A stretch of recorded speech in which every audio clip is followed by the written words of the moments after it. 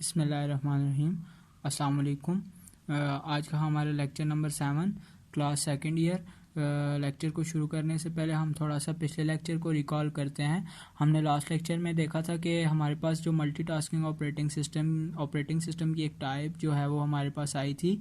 तो हमने उसमें देखा था कि हमारा जो मल्टीटास्किंग ऑपरेटिंग सिस्टम होता है उसमें डिफरेंट टास्क जो होते हैं वो रन हो रहे होते हैं साइमल्टेनियसली, और वो कुछ इस तरह का इमेज बना रहे होते हैं कि वो लग ऐसा रहा होता है कि हमारे पास डिफरेंट प्रोसेसर हैं, लेकिन वो रियल में डिफरेंट प्रोसेसर नहीं होते। वो उनको एग्जीक्यूट इस तरह से करवाया जा रहा होता है कि वो पैरेलली एग्जीक्यूशन हो रही होती है, और हमें ये पता चल रहा होता है कि हमारे पास जो है वो प्रोसेसर जो हैं वो 3-4 हैं, एक से ज़्यादा हैं। आज का हमारा टाइम शेयरिंग ऑपरेटिंग सिस्टम है। हमारा मेथड ऑफ लेक्चर जो है वो थोड़ा सा मैंने चेंज कर दिया है क्योंकि बोर्ड पे कुछ ऐसी चीज़ें जो हैं वो नज़र नहीं आती। तो अब से जो हमारा जो लेक्चर होगा वो इसी तरह का पेपर पे होगा। हम दुआ करते हैं कि अल्लाह जल्द से जल्द हमें कैंपस में मिलवाए इंशाल्लाह हमारी क्लासेस में। तो हमारे पास टाइम शेयरिंग ऑपरेटिंग सिस्टम जो होता है इसमें प्रोसेसर टाइम जो होता है वो डिफरेंट चंक्स में या डिफरेंट हमारे पास सीपीयू टाइम जो होता है वो डिफरेंट हिस्सों में कर दिया जाता है, जिसे कहते हैं टाइम स्लाइस। और वो जो टाइम स्लाइस होता है या वो जो स्लाइस होता है वो स्मॉल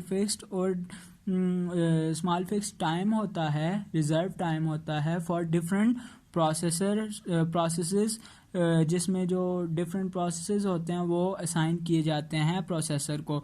इसमें जो मेन मैकेनिज़्म है इसका वो यही है कि इसमें क्यू डेटा टाइप जो होती है वो यूज़ हो रही होती है प्रोसेस को होल्ड करने के लिए। और हमारे पास जब भी हमारे पास रेडी क्यू से हमारे प्रोसेसर को प्रोसेस असाइन किया जाता है, तो हमारे पास जो होता है वो प्रोसेस की एग्जीक्यूशन स्टार्ट होती है जब, तो उस वक्त तक जब तक हमारे पास अगर मिसाल के तौर पे हमारा जो टाइम स्लाइस है वो 10 सेकंड का है और हमारा जो प्रोसेस है वो 7 सेकंड का है, तो वो 10 में से 7 अगर एग्जीक्यूट हो गया, प्रोसेस कंप्लीट हो गया, तो हमारे पास जो नेक्स्ट प्रोसेस होगा रेडी क्यू में पड़ा हुआ उसको वो प्रोसेसर जो होगा असाइन कर दिया जाएगा। और मिसाल के तौर पे अब 10 सेकंड का टाइम स्लाइस था और जो हमारा प्रीवियस प्रोसेस था वो 7 सेकंड चला और वो एग्जीक्यूट कंप्लीट हो गया, तो हमारा नेक्स्ट प्रोसेस 20 सेकंड्स का था, तो 20 में से 3 माइनस होंगे क्योंकि हमारे पास जो टोटल टाइम स्लाइस थी वो 10 सेकंड थी।